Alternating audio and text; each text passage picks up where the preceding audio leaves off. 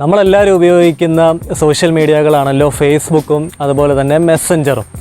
അപ്പോൾ ഈ രണ്ട് കാര്യങ്ങളിലൂടെ ഒത്തിരി ആൾക്കാർ പണം തട്ടിയെടുക്കുന്നു, അല്ലെങ്കിൽ ഫേസ്ബുക്കിലൂടെയും മെസ്സഞ്ചറിലൂടെയൊക്കെ ചീറ്റിംഗ് നടക്കുന്നു എന്നുള്ളൊരു വാർത്ത കഴിഞ്ഞ കുറേ ദിവസങ്ങളായിട്ട് നിങ്ങൾ തന്നെ ഫേസ്ബുക്കിലൂടെ കണ്ടിട്ടുണ്ടാവും. ഞാനിനി അത് പ്രത്യേകിച്ച് കൂടുതലായിട്ട് പറയേണ്ട കാര്യങ്ങളൊന്നുമില്ല. അതായത് വ്യാജ അക്കൗണ്ടുകൾ ക്രിയേറ്റ് ചെയ്യുന്നു, അതിനുശേഷം പണം ചോദിച്ച് പണം മേടിക്കുന്നു എന്നൊക്കെ നിങ്ങൾ കണ്ടിട്ടുണ്ടാവും. അപ്പോൾ അതിൻ്റെ ഭാഗമായിട്ട് കഴിഞ്ഞ ഒരു 2-3 ദിവസം മുൻപ് എല്ലാവരും ഒരു സ്വയമായിട്ടൊരു റിക്വസ്റ്റൊക്കെ പോലെ എഴുതിയിട്ട്, അതായത് എനിക്ക് ഒരു അക്കൗണ്ട് മാത്രമേ ഉള്ളൂ, വേറെ ഒരു അക്കൗണ്ട് ഇല്ല, അങ്ങനെ ആരെങ്കിലും ക്രിയേറ്റ് ചെയ്ത് കഴിഞ്ഞാൽ അത് അക്സെപ്റ്റ് ചെയ്യരുത് എന്നൊക്കെ പറഞ്ഞിട്ട് എല്ലാവരും ഓരോ പോസ്റ്റുകൾ ഇടുന്നതായിട്ട് കണ്ടിട്ടുണ്ടായിരുന്നു.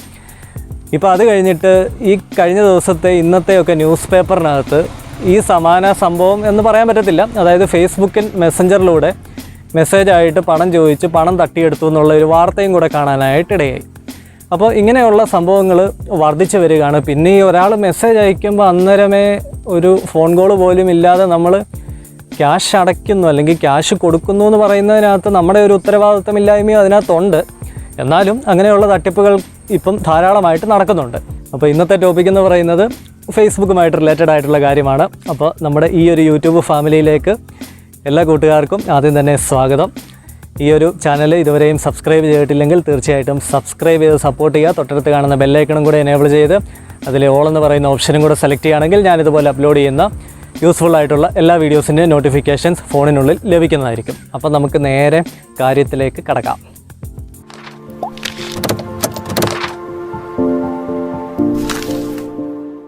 അപ്പോൾ ഇനി ഞാൻ പറയാനായിട്ട് ഉദ്ദേശിക്കുന്ന കാര്യം, നമ്മൾ ഫേസ്ബുക്കിനകത്ത് കയറിയിട്ട് റിക്വസ്റ്റൊക്കെ അയച്ചു, ഒത്തിരി പോസ്റ്റുകളൊക്കെ കൊടുത്തു, ഒത്തിരി പേരെ നമ്മൾ ഉപദേശിച്ചു, അതായത് അങ്ങനെ ചെയ്യണം, ഇങ്ങനെ ചെയ്യണം, ഈ രീതിയിൽ ഉപയോഗിക്കണം എന്നൊക്കെ പറഞ്ഞ് ഉപദേശിച്ചു. പക്ഷേ നമ്മൾ പെർഫെക്റ്റ് ആണോ?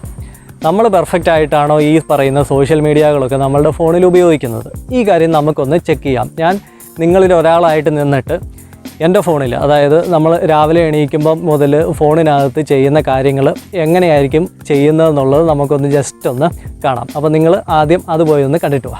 രാവിലെ എഴുന്നേറ്റ് ഫോൺ എടുത്തു കഴിഞ്ഞാൽ ആദ്യം ചെയ്യുന്നത്, അത് ഞാനായാലും നിങ്ങളായാലും, നമുക്കാരെങ്കിലും എന്തെങ്കിലും മെസ്സേജൊക്കെ അയച്ചിട്ടുണ്ടോ എന്ന് നമ്മൾ ചെക്ക് ചെയ്യുമായിരിക്കും. ഇപ്പോൾ ഈ എൻ്റെ ഒരു മൊബൈൽ സ്ക്രീനിൽ ഞാനിപ്പം സോഷ്യൽ മീഡിയ എന്ന് പറഞ്ഞൊരു ഫോൾഡർ തന്നെ ക്രിയേറ്റ് ചെയ്തിട്ടിട്ടുണ്ട്. ഓരോന്നായിട്ട് നമുക്കൊന്ന് ഓപ്പൺ ചെയ്ത് നോക്കാം. ഞാനിപ്പം വാട്സപ്പ് ഓപ്പൺ ചെയ്തു, ഓപ്പണായി. ഫേസ്ബുക്ക് ഓപ്പൺ ചെയ്തു, പ്രത്യേകിച്ച് സൈൻ ഇൻ ഒന്നും ചോദിച്ചില്ല, ഓപ്പണായി. ഇൻസ്റ്റഗ്രാം ഓപ്പൺ ചെയ്തു, ഓപ്പണായിട്ടുണ്ട്.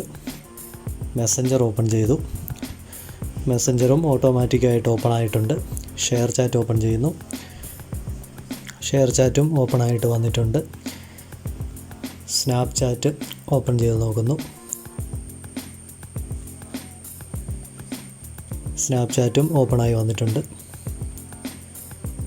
ടെലഗ്രാം ഓപ്പൺ ചെയ്യുന്നു, ടെലഗ്രാമും ഓപ്പണായി. ട്വിറ്റർ ഓപ്പൺ ചെയ്യുന്നു, ട്വിറ്ററിൻ്റെയും ഡാഷ്ബോർഡ് നമ്മൾ സൈൻ ഇൻ ക്രെഡൻഷ്യൽ ഒന്നും കൊടുത്തിട്ടില്ല, അല്ലാതെ തന്നെ ഓപ്പണായി വന്നിട്ടുണ്ട്. ജിമെയിൽ ഓപ്പൺ ചെയ്യുന്നു, ജിമെയിലും ഓട്ടോമാറ്റിക്കായിട്ട് ഓപ്പണായി വന്നിട്ടുണ്ട്. ഇപ്പോൾ എൻ്റെ ഫോണിൽ ഞാൻ ഈ ഓപ്പൺ ചെയ്തതുപോലെ തന്നെയായിരിക്കും നിങ്ങളിൽ എല്ലാവരുടെയും ഫോണിലും. നിങ്ങളും ഇതുപോലെ തന്നെയായിരിക്കും.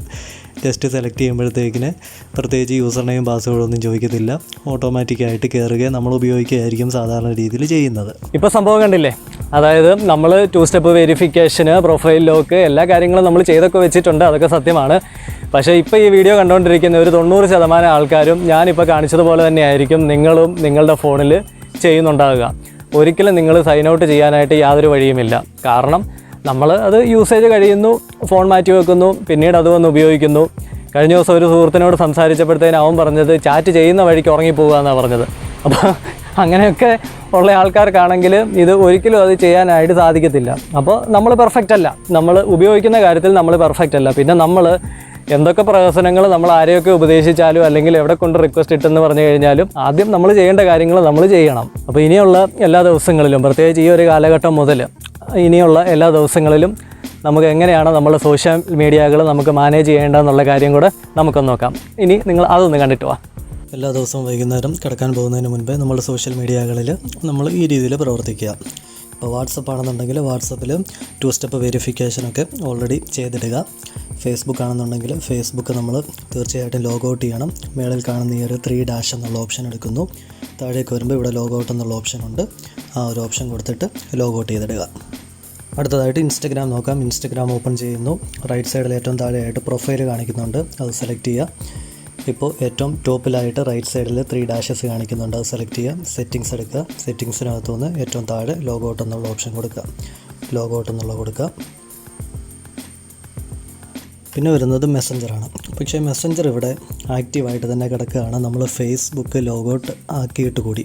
അപ്പോൾ എങ്ങനെയാണ് മെസ്സഞ്ചറിനെ നമുക്ക് ലോഗൗട്ട് ചെയ്യാൻ പറ്റുന്നതെന്നുള്ള കാര്യം ഒന്ന് നോക്കാം. അപ്പോൾ ഫേസ്ബുക്ക് ലോഗൗട്ട് ചെയ്യുന്നതിന് മുൻപേ ഫേസ്ബുക്കിൽ കയറിയിട്ട് ആദ്യം മെസ്സഞ്ചറിനെ സൈൻ ഔട്ട് ചെയ്തിട്ട് വേണം ഫേസ്ബുക്കിനെ ലോഗൗട്ട് ചെയ്യാൻ. അപ്പോൾ അതെങ്ങനെയാണെന്നും കൂടെ നമുക്കൊന്ന് നോക്കാം.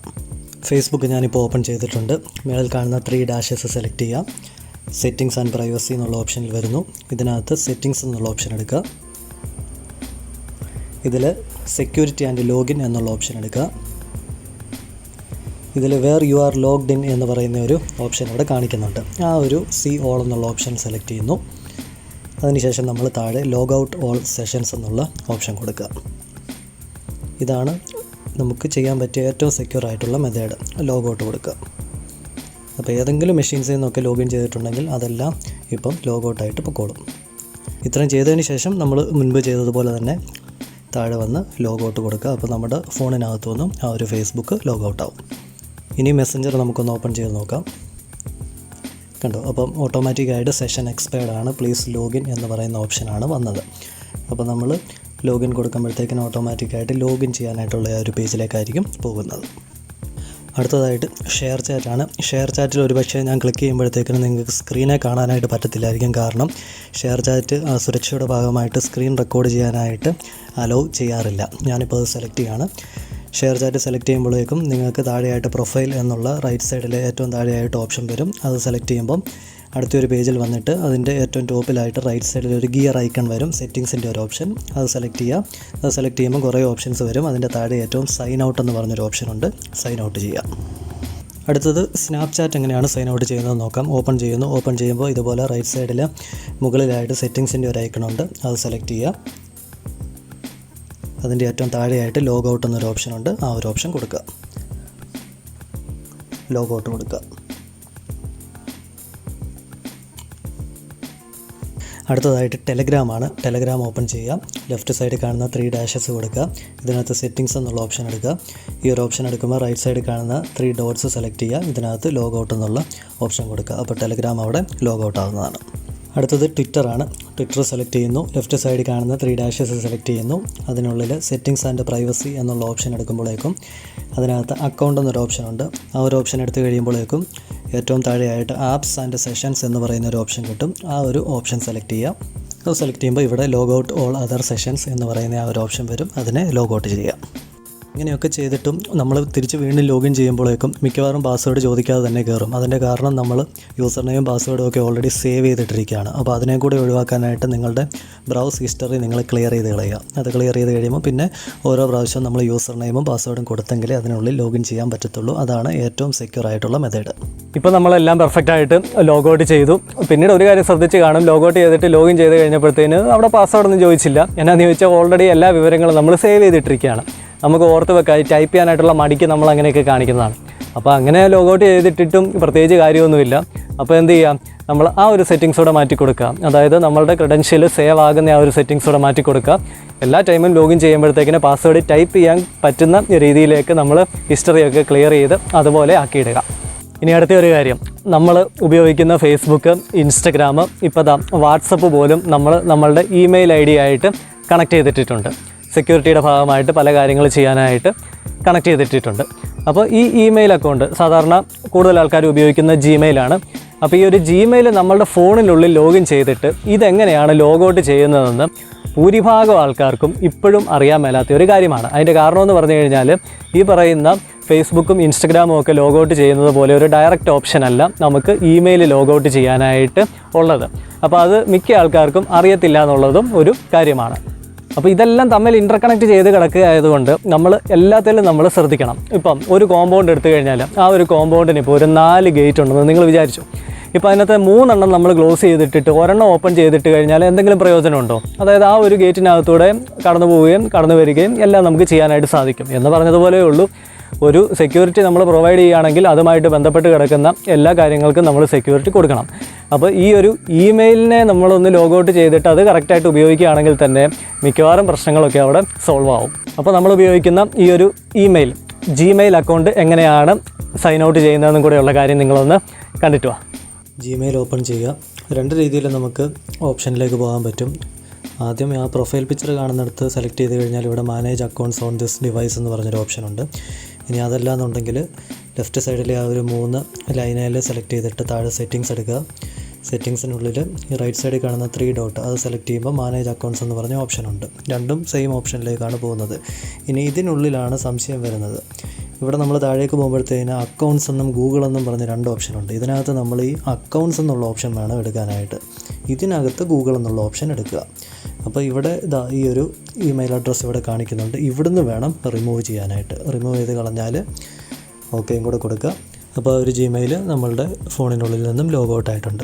അപ്പോൾ ഇത്രയും കാര്യങ്ങളൊക്കെ നമ്മൾ സൂക്ഷിച്ചും കണ്ടും കൈകാര്യം ചെയ്യുകയാണെങ്കിൽ തന്നെ ഒരു പകുതി മുക്കാലും പ്രശ്നങ്ങളൊക്കെ ഒഴിവാകും. പിന്നെ ഞാൻ പല വീഡിയോകളിൽ പലതവണ പറഞ്ഞിട്ടുള്ളത് പോലെയുള്ള ഒരു കാര്യം ഒന്നുകൂടി ഒന്ന് എടുത്ത് പറയുകയാണ്. അതായത് നമ്മുടെ ബാങ്ക് അക്കൗണ്ടുമായിട്ട് അതുപോലെ ക്രെഡൻഷ്യലായിട്ട് ബന്ധപ്പെട്ട കാര്യങ്ങളുമായിട്ട് കണക്ട് ചെയ്തിരിക്കുന്ന ഇമെയിൽ അഡ്രസ്സ് വേറെ ഒന്നിനും വേണ്ടിയിട്ട് ഉപയോഗിക്കാതിരിക്കുക. ഇതുപോലെ സോഷ്യലായിട്ടുള്ള കാര്യങ്ങളൊക്കെ ചെയ്യാനായിട്ട് വേറൊരു സെപ്പറേറ്റ് ഇമെയിൽ ID എപ്പോഴും യൂസ് ചെയ്യുക. പിന്നെ വേറൊരു കാര്യം എടുത്ത് പറയാനായിട്ടുള്ള കാര്യം എന്ന് പറയുന്നത്, ഇതുപോലെ ഹാക്ക് ചെയ്യാനായിട്ട് വരുന്ന ആൾക്കാർ ഒരിക്കലും അവർ ബുദ്ധിയില്ലാത്തവരോ അല്ലെങ്കിൽ മണ്ടന്മാരോ അല്ല. ആ ഒരു കാര്യം നമ്മൾ മനസ്സിലാക്കണം. എക്സ്ട്രാ ഓർഡിനറി ബുദ്ധിയുള്ളവരാണ് ഇങ്ങനത്തെ കാര്യങ്ങൾക്കൊക്കെ ഇറങ്ങിത്തിരിക്കുന്നത്. അപ്പം നമ്മൾ ഉറങ്ങുന്ന സമയത്തായിരിക്കും അവർ നമുക്കിട്ട് തരുന്നത്. പിന്നെ വേറൊരു കാര്യം എനിക്ക് നിങ്ങളോട് എടുത്ത് പറയാനായിട്ടുള്ള ഒരു കാര്യം, നമ്മൾ ഈ പറയുന്നത് പോലുള്ള പോസ്റ്റുകൾ, അതായത് ഒരു കാര്യം അങ്ങനെ ചെയ്യരുത് അല്ലെങ്കിൽ ഇങ്ങനെ ചെയ്യണം എന്നൊക്കെ പറഞ്ഞിട്ട് ഓരോ പോസ്റ്റുകൾ ഇടുമ്പോഴത്തേക്കിന് നമ്മളുടെ അക്കൗണ്ട് സുരക്ഷിതമാണോ എന്ന് നമ്മൾ തീർച്ചയായിട്ടും ഉറപ്പ് വരുത്തണം. കാരണം നിങ്ങൾ തന്നെ സ്വാഭാവികമായിട്ടൊന്ന് ചിന്തിച്ച് നോക്കുക. ഇപ്പോൾ ഒരാൾ ചെയ്യുന്ന ഒരു പ്രവൃത്തിക്കെതിരെ വേറൊരാൾ ഇറങ്ങി പുറപ്പെട്ട് കഴിഞ്ഞാൽ ആ ഒരാൾ ആദ്യം അറ്റാക്ക് ചെയ്യാൻ ശ്രമിക്കുന്നത് ഈ ഇറങ്ങി പുറപ്പെട്ട ആളിനെ തന്നെയായിരിക്കും. ഇത് തന്നെയാണ് ഈ പറയുന്ന സോഷ്യൽ നെറ്റ്വർക്കിംഗ് പ്ലാറ്റ്ഫോമുകളിൽ നടക്കുന്നത്. ഇപ്പം ഈ രീതിയിലുള്ള പോസ്റ്റുകൾ നിങ്ങൾ പ്രചരിപ്പിച്ച് കഴിഞ്ഞാൽ നിങ്ങളുടെ അക്കൗണ്ടിന് നേരെയുള്ള ആ ഒരു അറ്റംപ്റ്റിനുള്ള സാധ്യത കൂടുതലാണ്. അപ്പോൾ അത് വേറെ പ്രശ്നമൊന്നും വരാതിരിക്കാൻ നിങ്ങൾ മാക്സിമം സേഫായിട്ടിരിക്കാനായിട്ട് ശ്രമിക്കണം. അല്ലാതെ വെറുതെ നമ്മൾ പോസ്റ്റുകൾ ഇട്ടിട്ട് പിന്നെ അത് മറന്നു കളയരുത്. ഇതുപോലുള്ള അറ്റാക്കുകൾ നമ്മൾ മുന്നിൽ കണ്ടുകൊണ്ട് മാത്രമേ ഇങ്ങനെയുള്ള പോസ്റ്റുകൾ നമ്മൾ കൊടുക്കാവുള്ളൂ. നമ്മൾ റെസ്റ്റ് ചെയ്യുന്ന സമയത്ത് തീർച്ചയായിട്ടും നമ്മളുമായിട്ട് ബന്ധപ്പെട്ടിട്ടുള്ള ഈ പറയുന്ന സോഷ്യൽ മീഡിയകളിലുള്ള കണക്ഷനൊക്കെ നമ്മൾ എന്ത് ചെയ്യാം, ഡിസ്കണക്ട് ചെയ്ത് ഇതുപോലെ സൈൻ ഔട്ടൊക്കെ ചെയ്ത് സുരക്ഷിതമായിട്ട് യൂസ് ചെയ്യാം. അപ്പോൾ ഈ ഒരു വീഡിയോ നിങ്ങൾക്ക് ഇഷ്ടമാകുകയാണെങ്കിൽ, മറ്റുള്ളവർക്ക് പ്രയോജനമാകും എന്ന് നിങ്ങൾക്ക് തോന്നുവാണെങ്കിൽ തീർച്ചയായിട്ടും ലൈക്ക് ചെയ്യുക. അതുപോലെ തന്നെ ഷെയർ ചെയ്ത് നിങ്ങളുടെ എല്ലാ സുഹൃത്തുക്കളിലേക്കും ഈ ഒരു വീഡിയോ എത്തിച്ചു കൊടുക്കുക. എല്ലാവർക്കും ഉപകാരമാകട്ടെ. അതുപോലെ കമൻറ്റ് ചെയ്ത് നിങ്ങളുടെ നല്ല നല്ല അഭിപ്രായങ്ങൾ ഈ വീഡിയോയുടെ തൊട്ട് താഴെ രേഖപ്പെടുത്തുക. നമ്മുടെ ഈ ഒരു യൂട്യൂബ് ഫാമിലി ഇതുവരെയും സബ്സ്ക്രൈബ് ചെയ്തിട്ടില്ലെങ്കിൽ തീർച്ചയായിട്ടും സബ്സ്ക്രൈബ് ചെയ്ത് തൊട്ടടുത്ത് കാണുന്ന ബെല്ലൈക്കണും കൂടെ എനേബിൾ ചെയ്ത് അതിൽ ഓൾ എന്ന് പറയുന്ന ഓപ്ഷനും കൂടെ സെലക്ട് ചെയ്തിടുക. അപ്പോൾ ഇതുപോലെ അപ്ലോഡ് ചെയ്യുന്ന എല്ലാ വീഡിയോസും ലഭിക്കുന്നതായിരിക്കും. അപ്പോൾ നമുക്ക് പുതിയൊരു വീഡിയോയുമായിട്ട് നാളെ വീണ്ടും കാണാം. അതുവരേക്കും ഗുഡ് ബൈ.